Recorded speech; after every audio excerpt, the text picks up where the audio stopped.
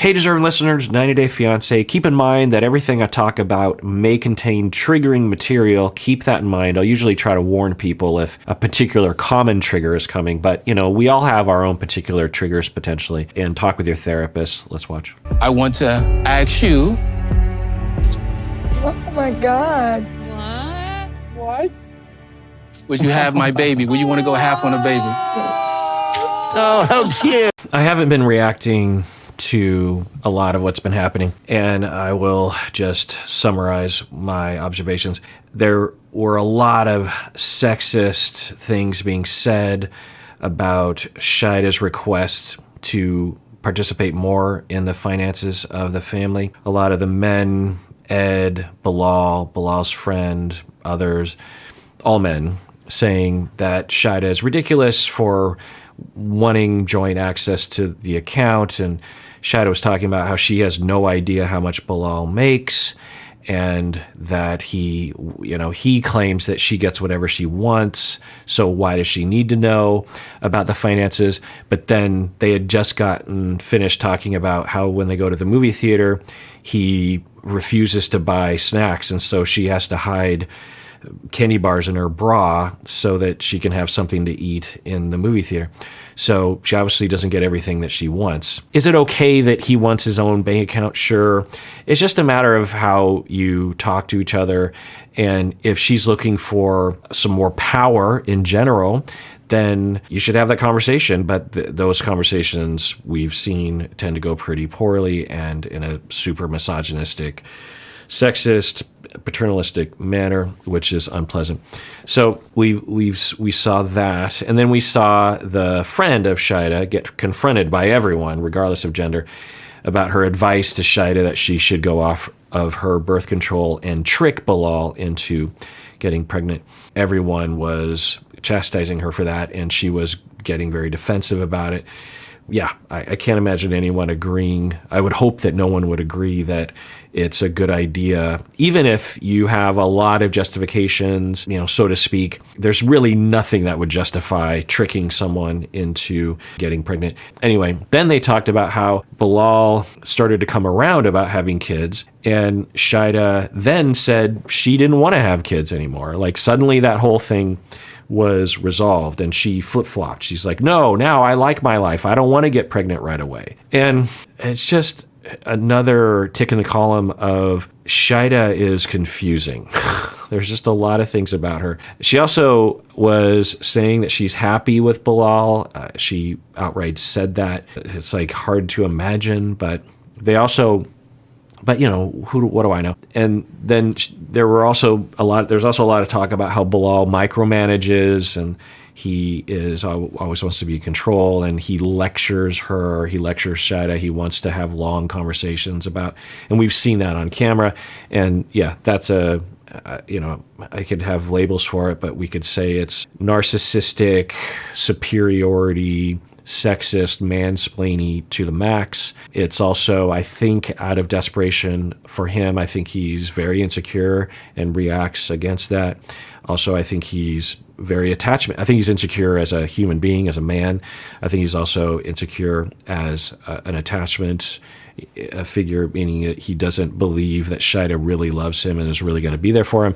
And so his way of managing that is to lecture and try to convince her to not do the thing that triggered her, when all he would have to say is, hey, that thing you did to me the other day, it triggered me. It made me feel like you didn't really love me. I know that you do, but given my issues, it triggered that, and I freaked out, and I had like a meltdown in the moment, and I don't want to lose you, and I in the moment thought I was, and so it just scared me that happened.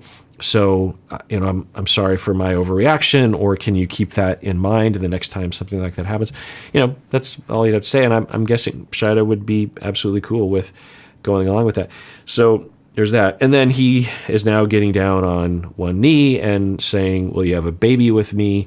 And all this is happening. So I don't know. I think emotionally for me, at least the issues that we've seen on camera, the way Bilal is, it's pretty bothersome. I mean, there's when she was talking about wanting a joint bank account. He's like, oh, do you want a piggy bank? It's just real condescending talk to her, real triggering to me. My wife is also pretty triggered by Bilal. So, you know, because I was about to say, well, they're happy, so I should be happy for them. I don't know if I'm so happy about this. I think on the scale of things, they probably don't bump into their issues very often. I think that it happens, obviously, but I think overall they have a workable relationship and have good times together. So I think that's happening. So on the scale of problematic behavior, I think it's, I don't know. I mean, just thinking about some of those moments and just everything about him. I mean, there's, even when he's trying to be funny and he's trying to be jovial and spontaneous, it comes across as either extremely off-putting or at her expense, right? When they're doing yoga and da-da-da. It's hard to, she says she's happy. I don't know how they got there, but at some point they were going after Shaeeda and she's like, no, I'm happy. Don't accuse me of no, I'm happy with my marriage. I don't want to leave. I'm happy where I'm at in life. So I don't know. So on one hand, I'm like, okay, well, they're happy, so that's good. But on the other hand, I'm like, Me getting divorced. And I might get lonely. I just want to have wild sex with someone new. I've only had sex with one man for 5 years, and I've been treated like being loyal. So I think I just need to go explore. I mean, you guys heard this before, but hurt people hurt people. You know, he's hurt, so now he has now we can drop in all the to trash lash on out us. at other people. Yeah, but like that's so unnecessary and very. So I'm surprised that there's a fair amount of, or not a fair amount, but there's been a few moments where Bilal and Angela have said things during the tell-all where I'm like, yeah, it's a good perspective. It cuts to the core of it. And then I think if you have that aspect or that philosophy or that analysis at the ready, how come it seemingly is not applied to yourself? And of course, we all do this. Therapists, for example, me included, I will be helping people with something, and then as I'm saying it, I'm thinking, I don't follow that advice. I am guilty of that, right? And so that's normal. But when it comes to Bilal right now, he's saying hurt people hurt people. Ed is hurt, and he is hurting others. Okay, I would hope that Bilal would look at himself, that hurt people, and he has hurt Shaeeda a lot, and will be condescending, will use language that is paternalistic, talking down to her, belittling. And that's, I think, because he, as he would say, hurt people hurt people. He is hurt. He's hurting Shaeeda. He is hurt and has a coping mechanism style that denies him the opportunity to express that because he, I think, in his body doesn't believe that anyone would ever care or take care of him. And so he gives up before he tries by never reaching out to anyone. And as a way of trying to get his needs met, he will mansplain, he will belittle, he will control. Instead of just telling Shaeeda, hey, what you did the other day, it hurt my feelings, right? And trusting that Shaeeda will adjust. He resorts to mansplaining, narcissistically lecturing, that kind of thing. Not because that's what he, quote unquote, wants to do, but I think it's because people like this, they believe that's the only thing that possibly could work because you can't trust other people to rise to the occasion. And this is a central feature in my commentary, but also on these videos, but also in life and also in my therapy with people, is that wherever you are, you want to get to a place, and you can think about this for yourself. You want to get to a place, and it's complicated. There's a lot of things internally. There's a lot of things about your partner that have to change. There's a lot of things about your relationship that have to change, but the place that you're trying to get to is where you can spontaneously show an emotion about your experience, and it would be hurt or fear in the moment to whatever degree, and that's all you have to do is express that emotion, and then your partner will notice that, attune to it, and adjust and apologize or care for you. For example, you want to ask your partner for a favor. You're really busy and you're tired and you want your partner to go to the bank for you. Your partner's headed out the door and you're like, oh, hey, could you go to the bank for me because we need to make this deposit or something? And your partner looks at you like, oh, really? Like, I don't have time for that today. Okay, so for you, you're making the request, hey, honey, could you go to the bank?